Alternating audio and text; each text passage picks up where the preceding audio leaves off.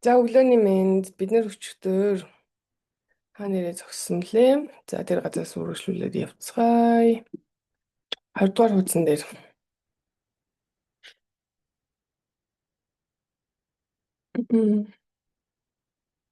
Үз харь. За. Окей. Өчтөр хамгийн сүүлд нь хамгийн сүүлийн хуудаснаар гарсан ойлголт нь юунд анхаарлаа төвлөрүүлнэ, тэр нь л одоо тухайн хүнийг өгтлөх үү, эрсчлэлээр өгтлөх үү гэдгийг шийднэ гэсэн мэт шүү дээ гэж ярьсан. За ингээд Jordan яриад дууссан. 21 дугаар хуудсаас In every company, there are people that are successful and there are people that are not successful. The only difference is really what those people are focusing on. Зарим компанид хүмүүс амжилттай байдаг, зарим хүмүүс амжилтгүй байдаг. Тэгээд зөвхөн тэр хоорондын ялгаа нь бол тэр хүмүүс юун дээр анхаарлаа төвлөрүүлж байна гэдэгт байна. It's really not so much on what you say when you get that response. It's really not so much on what you say when you get that response. My goal is not to convince somebody. My goal is not to turn them from a no to a yes. My goal is to find somebody who learns towards me. За тэгэхээр яг үнэхээр бол нэрээ хүнээс одоо үгүй гэсэн хариулт авлаа шүү дээ. Татгалзсан хариу авчаад нэг тэнд юу гэж хэлэх үү гэдэг бол чухал биш ээ. Тэгээ миний бас зорилго нь бол тэгээ нэг хүнийг ятгаж үгүй гэж хэлж байгаа хүнийг тийм гэж хэлүүлэх бол биш. Миний зорилго бол хин нэг надаас суралцах боломжтой хин нэгнийг л олох юм гэж. Yes, энтэй би бас их санал хэлж байгаа. If somebody has questions, we will answer their questions. Хин нэг ямар асуулт бол би асуултанд нь хариулна. If they are skeptical or they need more information to help them become more confident in the decision that they are making, I answer their concerns. За тэгээд ям жоохон ингээд эргэлзээ, тэнглзээ тэ илүү итгэлтэй болохын тулд ямар нэг мэдээлэл нэмэлтээр хэрэгтэй хамаал би тэр мэдээллүүдийн өгөн одоо эргэлзээг нь тайлна гэж байна. But if they are trying to blow holes in the drain, I teach my distributors to get as far away from them as possible, as quickly as possible. За хэрвээ бүр ингээд яг амар те эсрүүцсэн сөрөг хандлагатай тийм хүмүүс байх юм бол би зүгээр түншүүддээ хурдхан шиг холд гэж хэлдэг гинэ. Like Hodgson.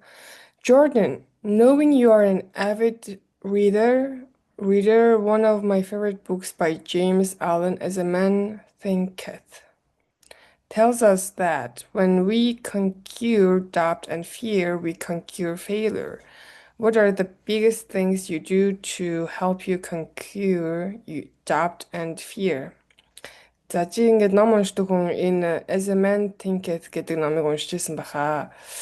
Хэрвээ бид энэ ном дээр гарахаар гардаг нь болохоор бид нар одоо эргэлзээ болоо айцаад авах юм бол алдааг одоо алдаа гаргах алдхаас айхгүй болно гэж. Тэгээд чи өөрийнхөө эргэлзээ болоо айцыг давж туулахын тулд хамгийн хийдэг одоо том зүйлстэй нэг чи юу вэ гэсэн чинь Jordan, it's funny. Back in the late 80s and early 90s, I was up on Mingus Mountain with some friends camping. We walked about a mile up to the top of the mountain, and there were 30 to 50 beautiful, colorful hang gliders set up in the forest. One at a time, they would step up to the launch, and the wind would lift them up of the mountain. I would look up, and there were 30 hang gliders coloring the sky right above us over the mountain. I watched them soar out there and thought, that's like true freedom there, and I want to do that. I didn't have the $5,000 to become a hang glider pilot at that point to go get lessons, so I saved up for the next 6 months and за энэ хүртэл орчуулж дээ. За мань хүн гэсэн чинь 80 оны сүүл 90 оны ихээр те нэг Mingus гэдэг ууланд гарч исэн байна найзтайгаа. Тэн дээрээ ингээд амраад байжсэн чинь 30-аас 50 тийм юм өнгөнгийн янз бүрийн гоё гулгуур байсан гинэ ууланд ингээд зассан. Тэгээд тэр гулгуурыг hang gliders гэхээр за hang glider гэхээр ямар нэг гулгуур. Тэгээд тэд нар ингээд одоо тий би яг тэгмээр байсан боловч би бас тэр гулгуураар гулмаар байсан боловч надад $5,000 байгаагүй. Тэгээ надад бол тэр нь бол яг жинхэнэ нэг их чөлөө юм шиг санагдаад ингээ хиймээрээсээс $5,000 байгаагүй. Тэгээ би дараагийн 6 сар бол мөнгө хоримтлуулад тэгээд хичээл энэ төр авсан гинэ. It's a very painful, grueling process to learn to fly a hang glider. Hang glider гэдэг юмаа гуйсахаар айгүй юм өвдөлттэй хэцүү байдаг гинэ. Энэ hang glider нь юу юм? Тэр харчих.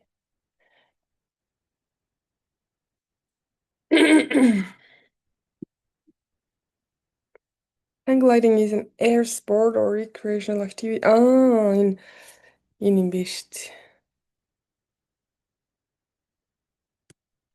Дэн дэн дэн дэн дэн дэн. Юу монголоор нэг ч юу мэрч юм те тийм. Шүрээр буух ч яриа биш. За,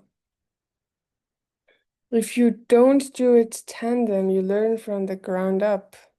It takes a long time and it's not comfortable. I meant to fly and I ultimately ended up flying for 7 years.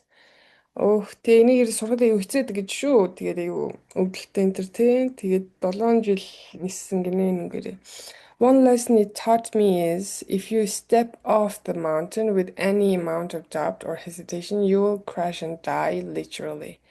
За эндээс сурсан хамгийн юм нь бол ганц юм нь болохоор уулнаас буухдаа ямар нэг эргэлзээ болон тэмгэлзээтэй байх юм бол шууд осолд ороод тэгээд ухдаг гинэ.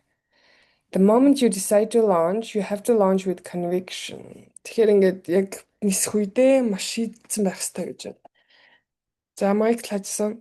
What's the reason why people don't achieve their major goals and dreams? Хүмүүс яагаад их том мөрөөдөл болон зорилго биелүүлж чаддгүй вэ гэсэн чинь Jordan. There are a couple of reasons. One reason is that their fears are bigger than their dreams. Өчнөө шалтгаан дагаалдаг. Гэхдээ мөрөөдлөөс нь илүү айдас нь том байдаг болохоор чаддгүй. Really, it's a constant alignment of minimizing your fears as best as you can. We all have fears and they are always going to be there. To overcome that, expand your dreams. Make your dreams so important and so rich that nothing will stop you from having them. That's it. Тэгээд үнэхээр одоо яг яаж одоо өөрт байгаа айцаа багасгах вэ л гэдэг одоо тийм байнгын тэмцэл донд явна. Тэгээд бид нар бүгдээрээ айцтай айц бол тэнд үргэлж байсаар л байх болно.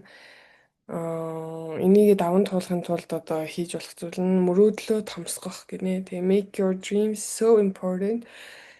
Мөрөөдлөө ингээд мөрөөдлөө айгүй тийм чухал баялаг те ингээ өөр юу ч байсан зогсохооргүй тийм бол мөрөөдөх ёстой юм байна л да.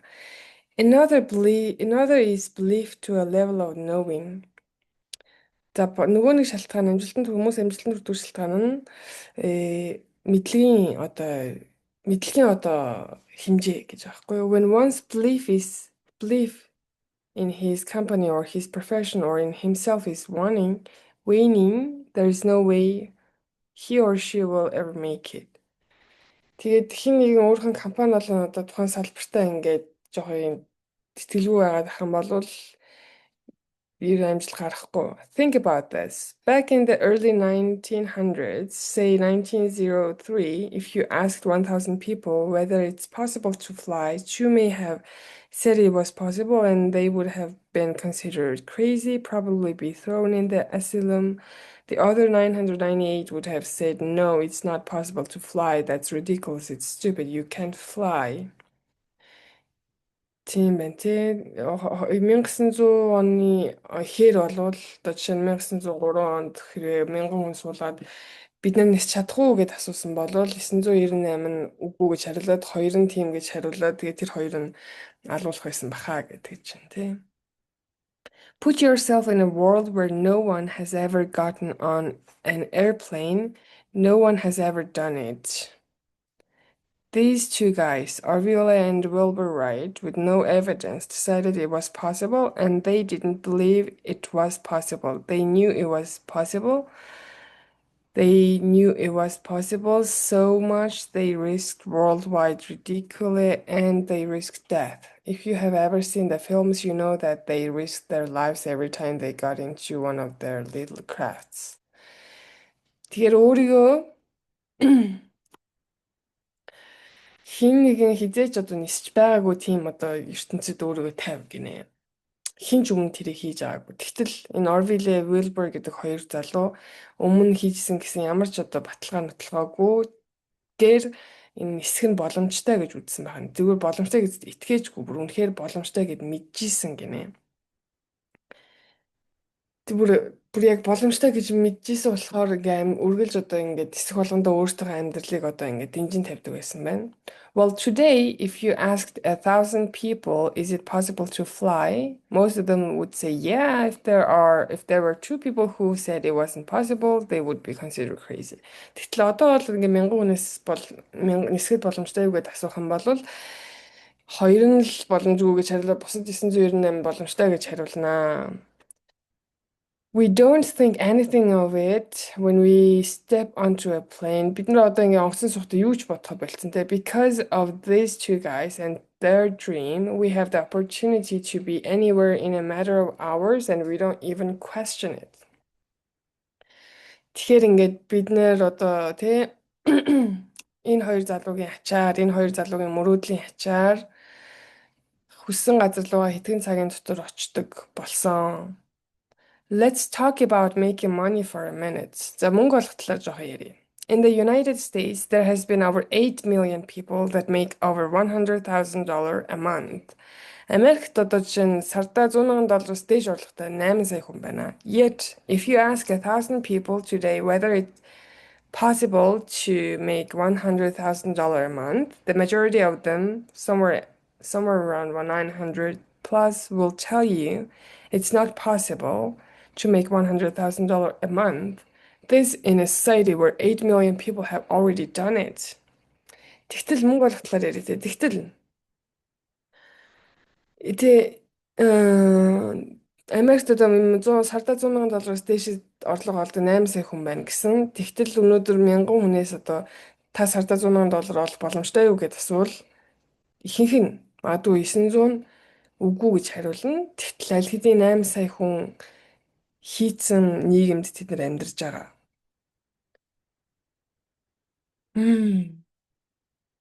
Now you go and ask those few that believe it is possible to make $100,000 a month. You might have 5 that say it's possible for them to make $100,000 a month. Oh my gosh, I'm sorry. За тэгвэл одоо та тэр сард $100,000 орлого хийгээд байгаа хүмүүсээс очиж асуугаад тий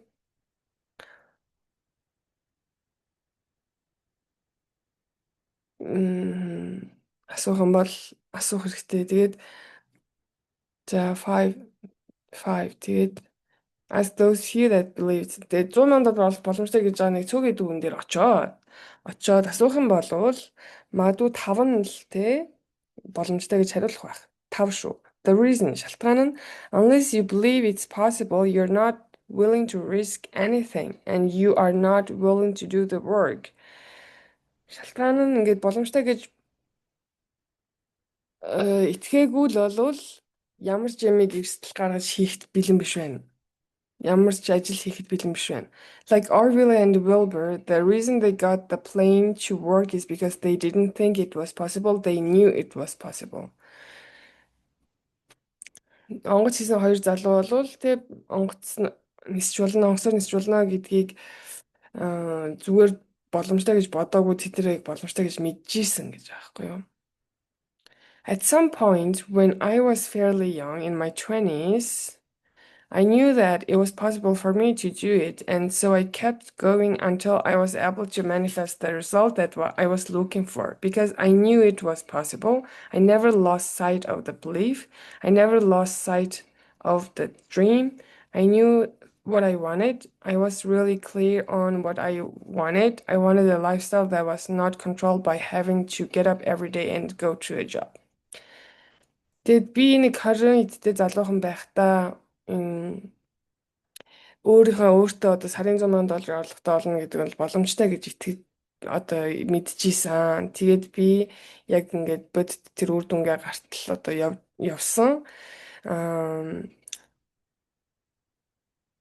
мэдчихэл одоо энэ боломжтой гэж мэдчихсэн болохоор ерөөсөө ихтгэл найдвараа алдаагүй, мөрөөдлөө алдаагүй, мөрөөдлөө шантраагүй тий.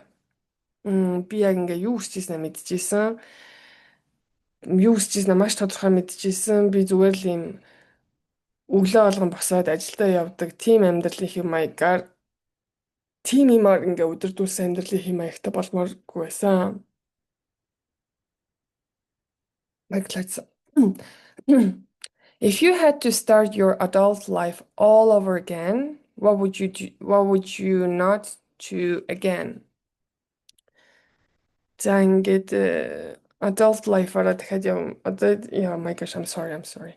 If you had to start your adult life all over again, what would you not do again? За хэрвээ дахиад том хүнийхээ амьдралаа дахиад амьдрах юм бол юу хийхгүй вэ гинэ? Honestly, Hutch, I wouldn't be where I am today if I hadn't gone through those experiences. Би яг өнгөрсөн бүх юмаа туулаагүй байсан бол энд байхгүй байх байсан яг үндэ. All the stories that I get to help people in their journey, I wouldn't have the stories if I hadn't gone through them.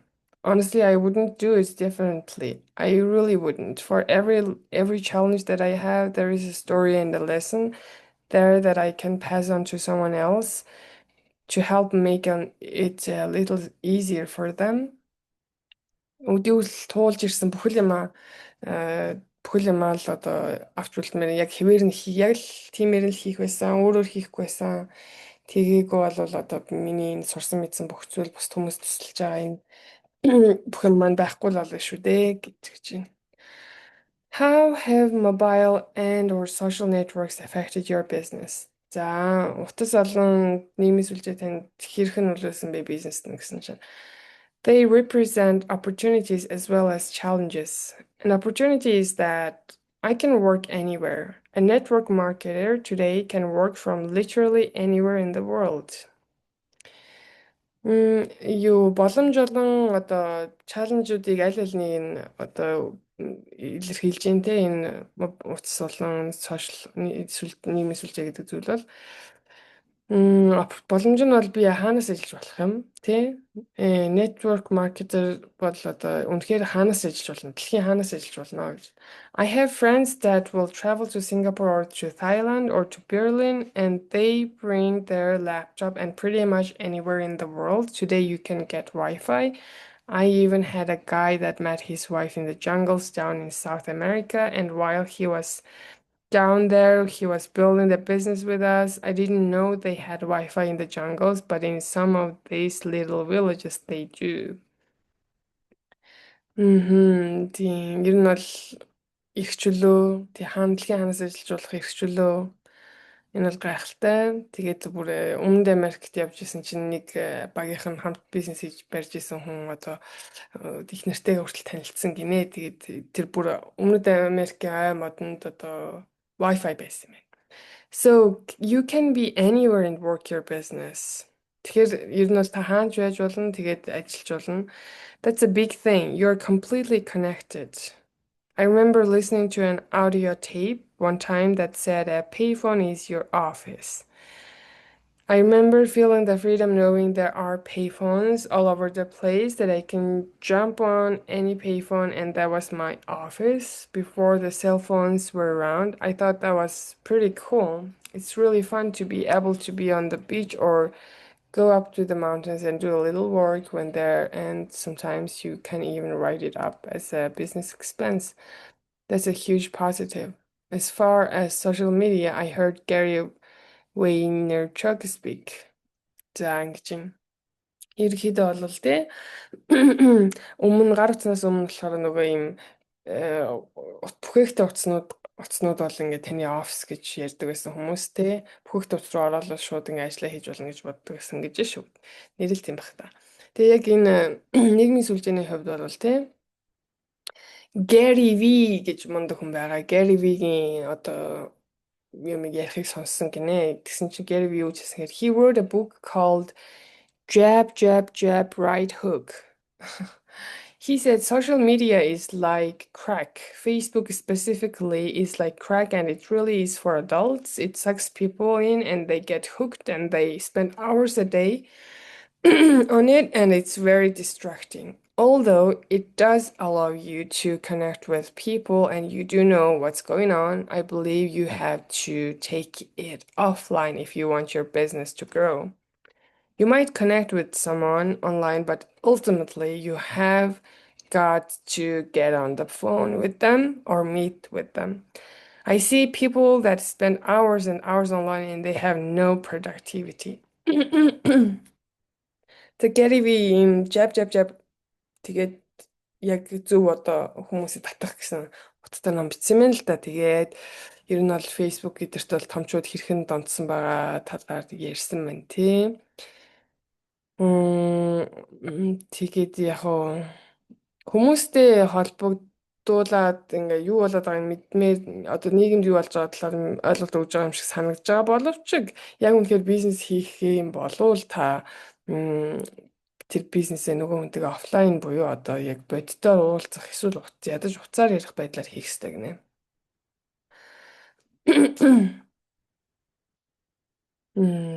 Яг интернет дээр хичнээн олон цагийг өнгөрүүлсэн гэсэн тий ингээ үр дүн гарахгүй байх юм бол гарахгүй байдаг хүмүүс байдаг. Advertising your business on Facebook or on Twitter does absolutely no good at all. You don't do the business that way. In the years it has been around, I have never seen anyone build a successful business with social media. За, Facebook болон Twitter дээр өөрийнхөө одоо бизнесийг сурчлаа гэд нэх сайн болохгүй, тэгж бизнес хийдэггүй юм. Тэ би өөрийнхөө ингээд бизнес хийж авах хугацаанд хэзээ ч хэнийг нэг одоо нийгмийн сүлжээн дээр амжилттай бизнесээ босгож явахыг хараагүй. So the way I use it is to celebrate my life. Тэгэхээр би бол нийгмийн сүлжээг өөрийнхөө амьдралын илүү тэмдэглэлт мөчүүдэд ч юм уу тий. For the most part I keep business off out there. Тэгээд тэмдэглэлт мөчүүд тиймэрхүү үед л ашигладаг. Ихэнхдээ бол бизнесээ тэндээ нэх гаргадаг. Гэхдээ, if I'm at an event and I'm with a bunch of friends, I will take pictures and post those pictures on Facebook. People in my life know what's going on in my life, but I don't advertise on it. So the way I do use Facebook, Hutch, is I meet people on there and I make connections. If there is somebody I feel I want to meet, I will private message them, exchange phone numbers, and talk on the phone. Тийм байна те. За бизнесээ ярьдаггүй. Тэгээд хэрвээ яг би ингээд янз бүрийн ивент центр дээр байх юм бол одоо жишээ нь гоё найзтайгаа байх юм бол зураг аваад постлно. Тэгээ хүмүүс миний амьдралд юу болж байгаа талаар мэднэ гэсэн үг. Тэрнээ тийм болохоор ер нь бол хаачмандээ би Facebook-ийг бол хүмүүстэй уулзахад ч юм уу ингээд connection толгой үүсгэхэд л ашигладаг. Гэхдээ үнэхээр би яг уулзмаар байгаа хүнтэйгээ бол хувийн чат бичээл тэгэл утасны дугаараа солилцоол ярьдаг аа л гэж. What aspects of the business, specifically in the network marketing profession, do you see evolving and why? За, ерөнхийдөө яг энэ те network marketing гэдэг бизнесийн өөрчлөгдөж байгаа юм юу байна гэдээ асууж та. За, хэдүүлээ 30 дээр очиж өгсөн одоо 26 дээр ирчлээ. Талтаа орж байна. Jordan, I'm sorry.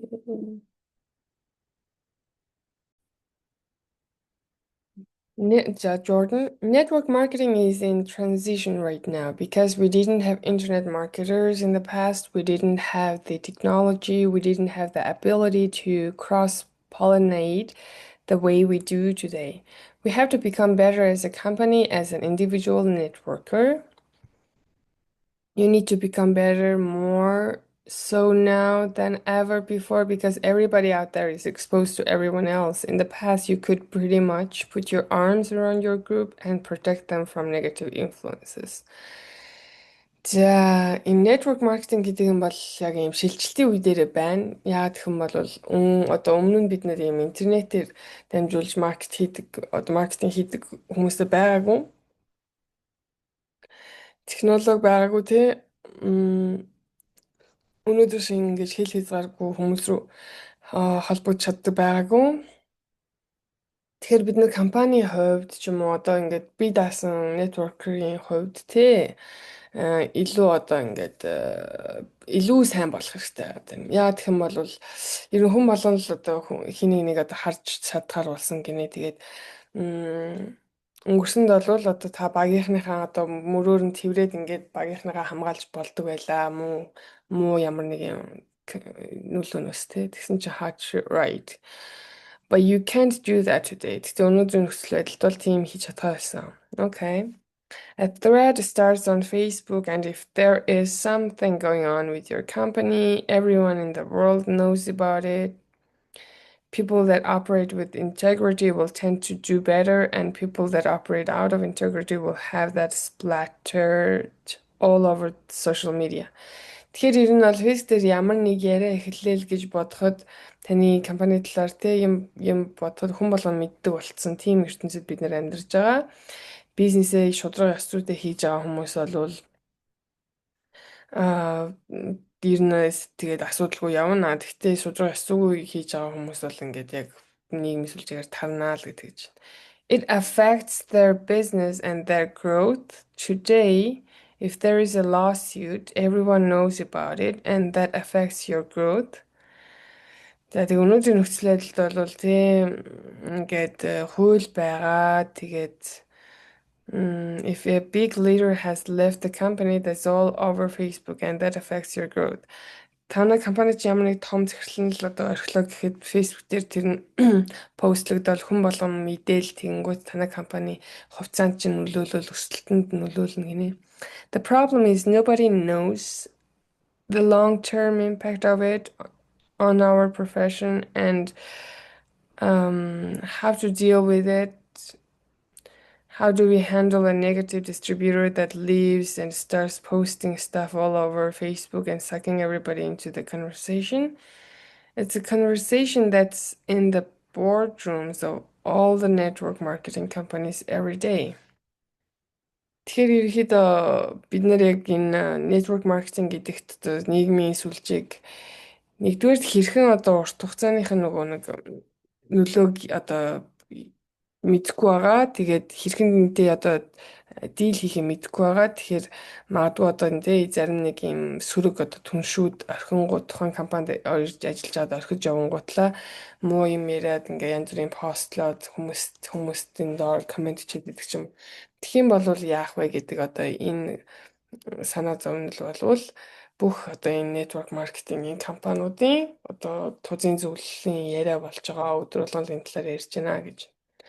So what are you most looking forward to in the future? Та тэгээд ирээдүйд одоо ирээдүгээс юу хамгийн хүлээж байна вэ гэж асуулаа. You are treating me like I'm some kind of visionary. Та ч одоо намайг бүр зүнж гэж бодоо юу даа гэсэн чинь.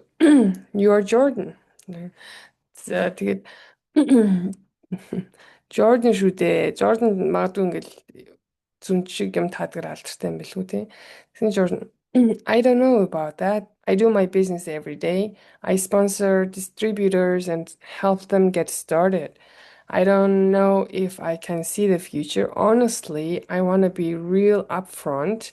I don't really have a handle on where the profession is going.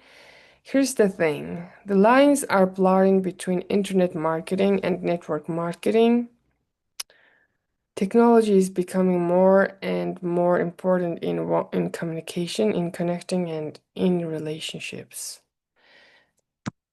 За яг сайн мэдгүй юм да. Би өдөр болгон л өөрхөн ажлыг хийж байна те. Ингээд түншүүдийг одоо спонсорлоод эхлэхэд нь тусалж байна. Би яг ирээдүг бол таамаглаж мэдгүй байна. Гэхдээ яг ингээд бэлтгэлтэй л баймаар байна гэж байна те. Тэгээд яг тийм яг here's the thing. Гэхдээ яг мэдж байгаа юм гэх юм бол яг интернет болон интернетээр маркетинг хийх болон одоо танилцлаараа дамжуулж маркетинг хийх гэдэг энэ хоёрын хоорондох одоо зааг айгу бага бүдэрч байна гинэ. Тэгээд технологи нь улам л одоо чухал болоод байна. Бидний харилцаа одоо холбоо тэгээд бүх одоо бүх юмд айгу чухал болж байна нэ технологи нь. One of the conversations that I have with other leaders is, are we lying to ourselves, believing that the face-to-face, belly-to-belly model is here to stay forever? М, Би бас ингээд өөр лидертэйгээ ярьж исэн юм нь болохоор ингээд тэ нүүр нүрээ хараад гиз гизээ нийлүүлээд байдаг тэр одоо бизнесийн одоо стратеги модель нь үрд ийм хэвээр байх уу гэд байх сэтгэлээр ярилцж байгаа. What we say to people all the time is that no matter how much technology is out there, we always have need for human connection. Гэтэ яг хуу хичнээн их технологи байснаас бид нэр хүний харилцаа бол үргэлж бидэнд хэрэгтэй байх болно. But if you read Gary's book, he starts to wonder the generation of kids that are growing up today, the way they connect is through screens, not to face. It makes you wonder, when they are in their 20s and 30s, will they grasp it reality? Гэхдээ ингээ Gary Vee-ийн бичсэн номон дээр болохоор одооны хүүхдүүд шууд дэлгэцээр холбогдож байгаа. Тэгээ тэд нэр 20 30 хүрэхээрээ дэлгэцээр холбогдох нь тэдэнд илүү бод санагдах юм болов уу гэж гайхаж байна гэж аахгүй юу. Бид нар мэдэхгүй шүү дээ. It might be a world where the way we communicate is through technology and electronics, and that's the way they connect. If you watch a 9-year-old at the table with their Nokia or their iPad or whatever, their experience of the world is different than ours. Ер нь бол тэгээд үнэхээр яг технологиор дамжуулаад харилцдаг нь л одоо хүн хоорондын харилцаа болчих тийм нийгэм ирэх чинь билүү те. Ямар ч л хэлсэн одоо ингээд нэг 9 настай хүүхд утсаа бариад ч юм iPad-а бариад байж байгаа бол бид нараас шал өөр юм мэдэрнэ л гэдгийг мэдэж байна юм. Let's take a peek though in the future as it relates to your legacy and how you'd like to be remembered. What would be your legacy and how would you like to be remembered? За, бүр хоёлоо цаашаа явах юм бол ирээдүйд тийм таны үлдээх одоо энэ одоо алдар цуу алдар цуу гэх юм бол та хэрхэн одоо яаж алдар цуугаа үлдээж яаж одоо хүмүүст дурсагдмаар байна вэ гэсэн чинь, to distill it down, it's like giving people permission to dream and then helping them to see what's possible for them. When you read Beach Money, what you walk away with is, I can do this. And I believe that it's possible. The number one thing that keeps people from succeeding, they don't believe that they can do it. So when they read Beach Money and they read the stories and they start to see and think, you know what, I can do this as long as I stay the course and stay focused on my dream, I can do it. So I help people to dream. Then I give them the belief that they can do it. За тэгэхээр яаж юм бэ гэхээр хүмүүст мөрөөдөх зөвшөөрлийг өгж байгаа юм шиг. Тэднэрд одоо юу боломжтой гэдгийг харуулахад туслах гэдэг нь энэ хүний өөрийнх нь одоо алдцсан байх юм гинэ. Одоо өөрийнх нь бичсэн тэр Beach Money гэдэг номыг унших юм бол та ерөөсөө за би чадах юм байна гэсэн ганц л мессежтэй үлдэх хэрэгтэй гэж байна. Тэн дээр бичсэн түүхүүдийг уншаад тий.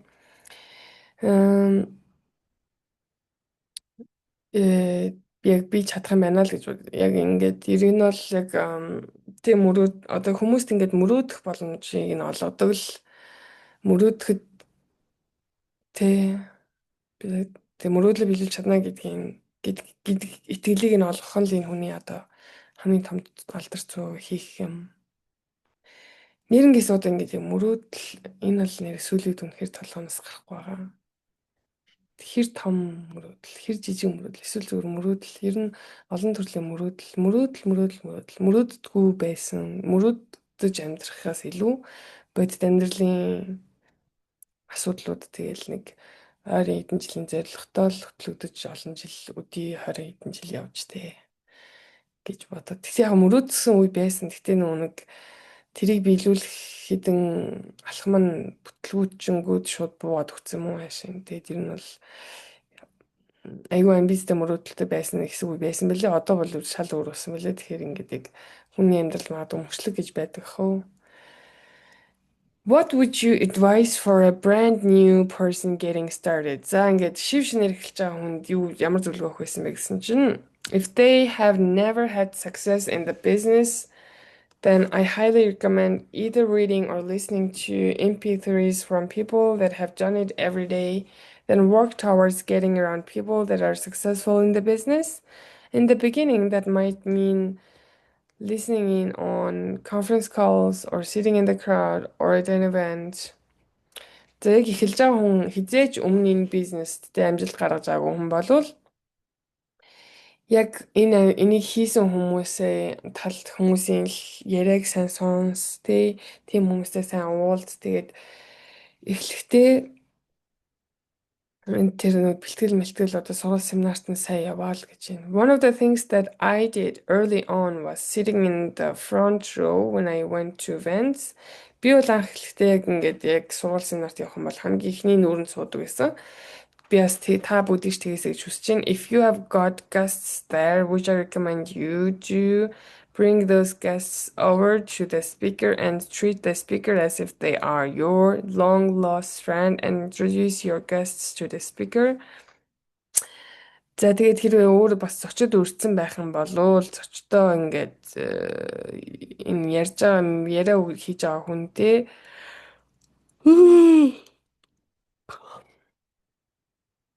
яриа жоонтэй танилцуул айгу сайнастай танилцуулж юм шиг танилцуул гэдэг чинь тий.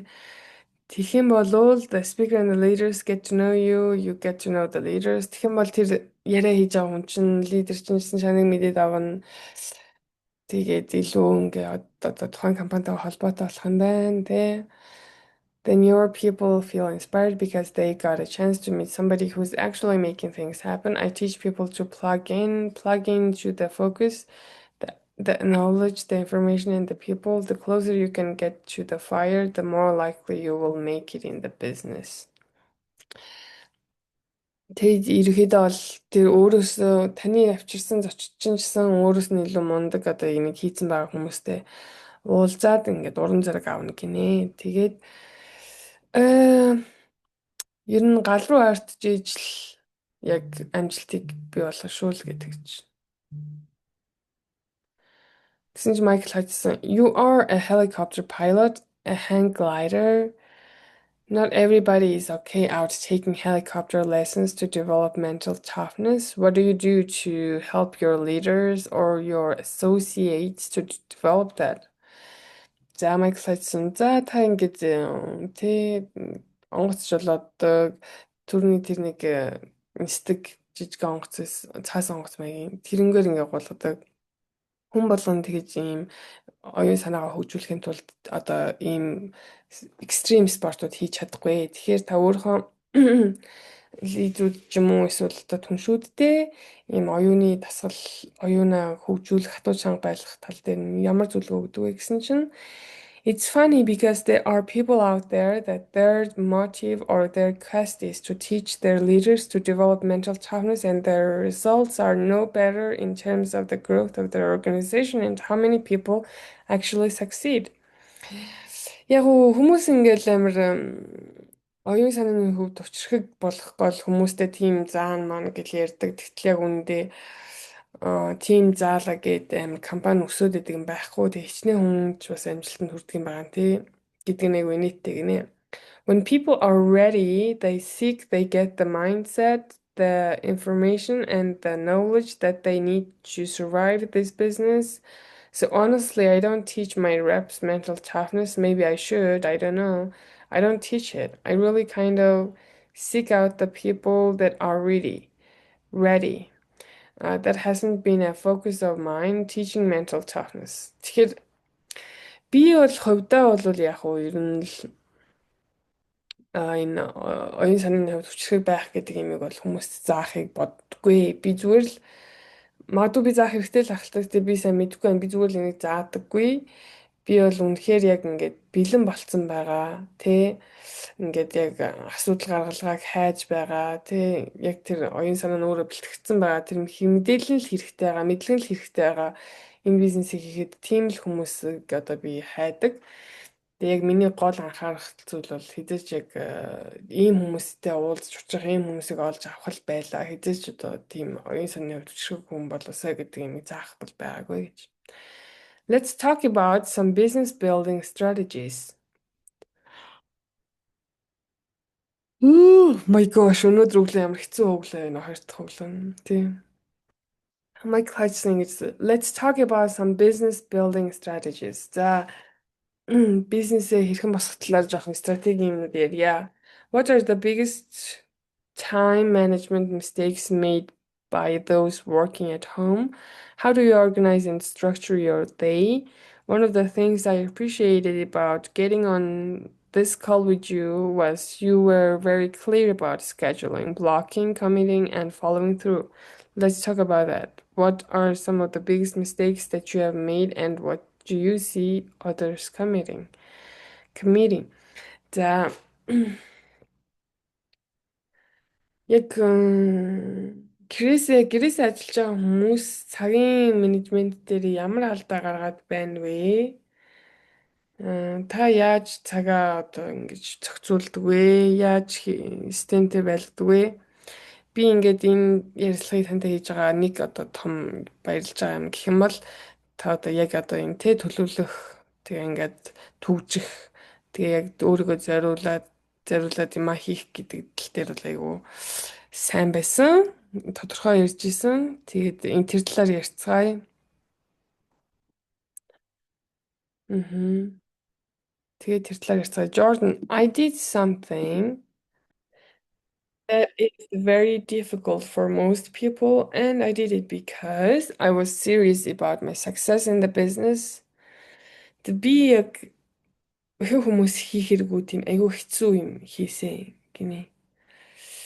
Би тэгтээ яг өөрийнхөө энэ салбартах амжилтанд одоо айгүй чухлаар одоо айгүй шууд одоо айгүй юм нухацтайгаар энэ авч үзчихсэн өөрийнхөө амжилтыг тийм болохоор би энэ хийсэн гэж. 80-аад оны сүүлээр 1980-аад оны сүүлээр би зурагтаа салгасан.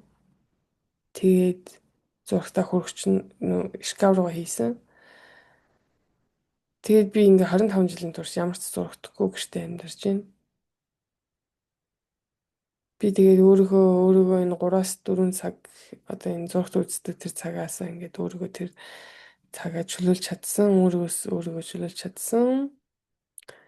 Тэгээд тэр цагуудаа бизнесээ босгоход ашигласан гинэ. I have since bought a couple of flat screens, but I rarely turn them on. I'm not in the habit of watching TV. Тэгээ яг би амжилттай болчоод хэдэн зурагт авсан гэсэндээ ерөөсөө асаадгүйсэн нэ бараг л ягаад гэвэл зурагт үзэхгүй байсараа тасцсан. The way I schedule myself is I have a calendar. За би ингээд finally хөтэлдэг. I use iCal. I also have written lists because I found it's easier to manage and it's less invisible when I have it on my desk or I have it with me. So I have a green book and a black book. My black book is my list book and my green book is my money book. I call it a list book and a money book. Тэгээд iCal гэдэг юм ашигладаг бас бичдэг юмнуудаа гинэ. Тэгэхээр илүү амар байдаг гэж юм.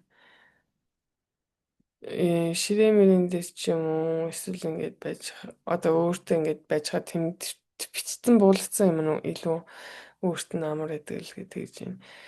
Тэгэхээр би тийм улаан болон ногоон хар гэсэн хоёр дэвтэртэй ногоон дэвтэр дээр болохоор мөнгөний талаар хар дэвтэр дээр болохоор тооны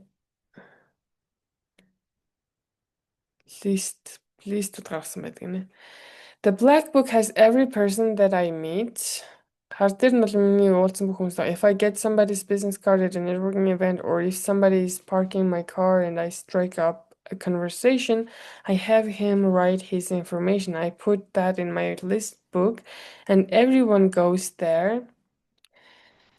За хар дэвтэр дээр болохоор ингээд өөртөө уучирсан бүхэл хүмүүсийг бичдэг гэж юм.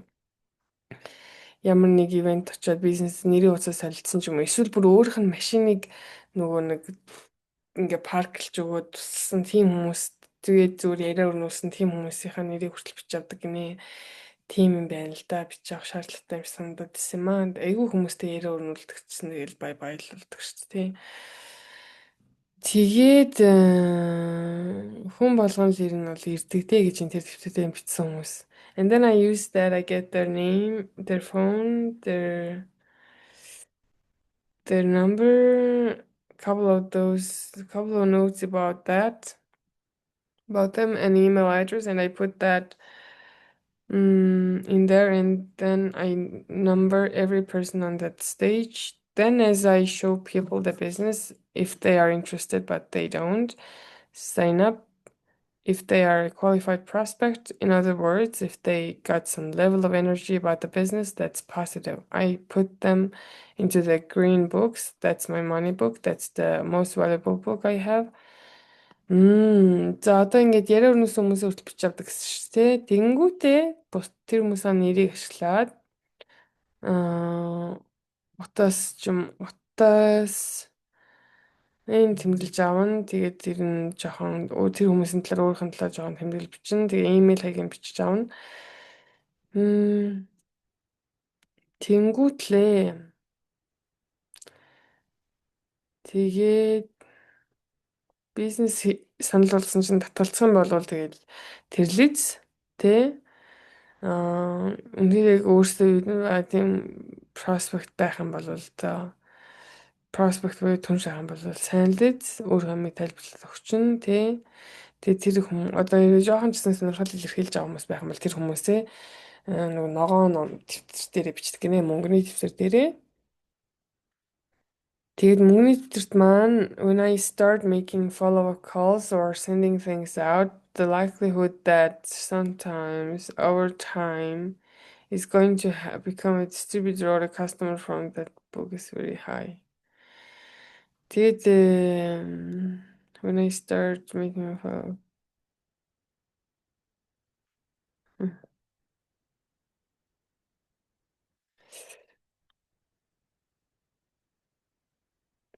хэрэв би ингээд мөнгөний дэвтэр нэг хүн бичээ тэр хүн рүүгээ мэйл явуулаад уул яриад тэг ингээд хам болвол энэ хүнд ингээд түншлэх хамгаална яг өндөр байдаг юм. За everything is managed on my calendar if I'm going away for 3 or 4 days. Би одоо чинь 3-4 хоног алуулаа гэхэд миний календар дээрх юмнууд ингээд цэцэрч л байна гинэ. I have that blocked so that my business doesn't encroach on my personal time. I have to because when you have got a large organization or your emails if your phone never stop. Today, for example, I got a call this morning. I'm going to meet my girlfriend and her kids for breakfast, and then I've got a conference call with my company, and then I've got a helicopter lesson, and then I have another conference call with my company on Google Hangout. Then I've got my networking group tonight. Then I'm going to train a couple of distributors after that. So today is highly weighted in business. За 31 дээр ирлээ. Би бүр яг унтах нь my gosh яагаад ингэж вэ? Өнөөдөр ийм сонирн байна. Тэгээд ямар ч сан энэ хүрээ дуусгая. Мань хүнсээ юу ярьсан бэ гэхээр нэг тийм ямар ч анхаарлаа төвлөрүүлэл хамаг юм хэрэггүй юмнуудаа өөрөөсөө зайлуулал тэгэл календар тийм фонт дээр сайн юм бөглөл тий. Тэг юмнууд сайн блоклоо л гэж тэгж ашиг. За. Боллоо энэ хүртлээр уншаад дууслаа. Day 2 байлаа. Ингээд цааш нь бас тууштай. Өнөөдөр бүр үнэхээр аим найр хурсууд. Би бол 4 өнгөрөөс ирсэн. Эрцэрэх бас имэйл юм байна л да. Өчтөрөл аягүй ичвчтэй санагдчихсан. Тэгээ хоолоо стил нэг юм байсаар өглөөд юм байт юм болов уу? За. Баярлаа.